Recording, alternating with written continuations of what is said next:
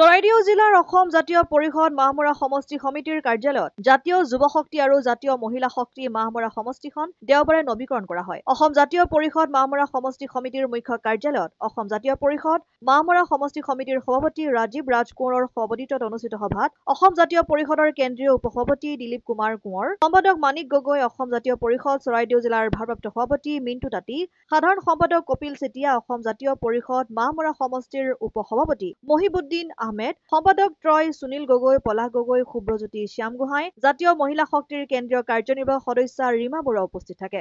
উক্ত সভাই জাতীয় যুৱ শক্তি মাহমৰা সমষ্টিৰ সভাপতি হিচাপে প্ৰাঞ্জল ভূঞা, সাধাৰণ সম্পাদক হিচাপে ক্ৰমে আব্বাছ আহমেদ, অৰ্পণ ৰাজ কোঁৱৰ, বিদ্যুৎ চাংমাইক দায়িত্ব অৰ্পণ কৰাৰ সমান্তৰালকৈ সংগীতা বুঢ়াগোহাঁই বৰুৱাক সভানেত্ৰী আৰু চয়নিকা বৰুৱা বুঢ়াগোহাঁইক সম্পাদিকা হিচাপে লৈ জাতীয় মহিলা শক্তি মাহমৰা সমষ্টিখন গঠন কৰে। অসম জাতীয় যুৱ শক্তি আজি মাহমৰা সমষ্টি সমিতি আৰু অসম মহিলা শক্তিৰ মাহমৰা সমষ্টি আজি আমি দুইখন সমিতি ইতিমধ্যে আমি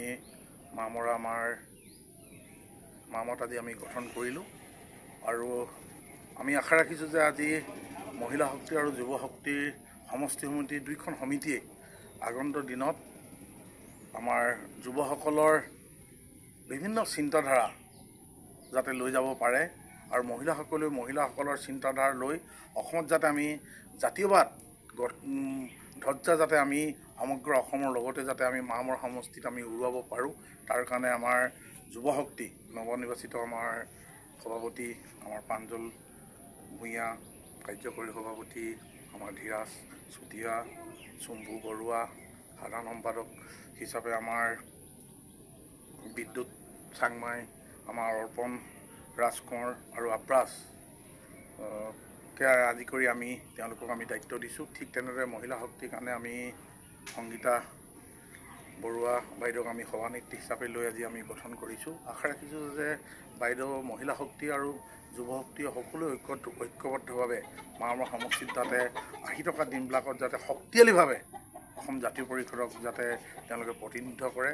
মাহমৰা সমষ্টিৰ যাতে আমাৰ 17খন পঞ্চায়ত আৰু এখন নগৰ সমিতি সমগ্ৰ যাতে আমাৰ মাহমৰা সমষ্টিতে 17খন পঞ্চায়তত আৰু নগৰ সমিতি যাতে আমাৰ জাতীয় যুৱ শক্তি সমিতিসমূহ আমাৰ আছেই, তাৰ উপৰিও আমি নৱীকৰণ কৰিবৰ কাৰণে আমি ব্যৱস্থা গ্ৰহণ কৰিবৰ কাৰণে আজি সভাত আমি সিদ্ধান্ত গ্ৰহণ কৰিছোঁ।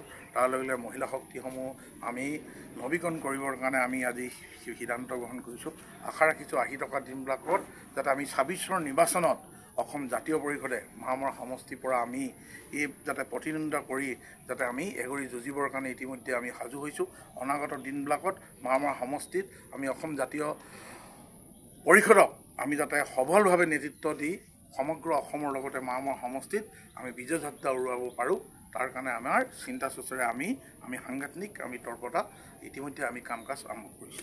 আঁচনি সৰ্বোচ্চ এই অসমত আপোনালোকে ভাবেনে যে জাতীয় পৰিষদে সফল হ'ব বুলি আগন্তুক নিৰ্বাচনত? আঁচনিটো চব চৰকাৰে দিছে।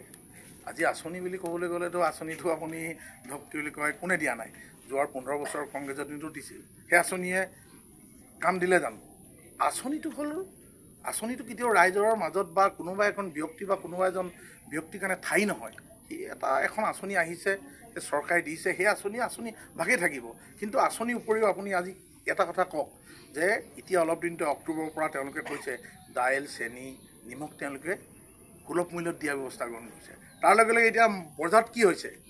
দিম বুলি কোৱাৰ লগে লগে মিঠাতেল, দাইলৰ পৰা আদি কৰি অত্যাৱশ্যক সামগ্ৰী মূল্যবৃদ্ধি হ'লেই দিব 1 কেজি, আমাক দিব 40 টকা, আমাৰ পৰা নিব কিমান? 100 টকা। এইটো হ'ল বিজেপিৰ মূল মন্ত্ৰ। বিজেপি দিয়ে 1 টকা, নিয়ে মানুহৰ পৰা 99 টকা। গতিকে বিজেপিৰ কথাৰ ধৰ মূল্যবৃদ্ধিয়ে হওক বা অসমৰ জাতীয় সমস্যাৰ কথাই হওক বা শিক্ষাৰ ক্ষেত্ৰতে হওক, এইখিনি ক্ষেত্ৰত বিজেপিয়ে কোনো কাৰণে মিছা কথাত বিজেপি 1 নম্বৰ।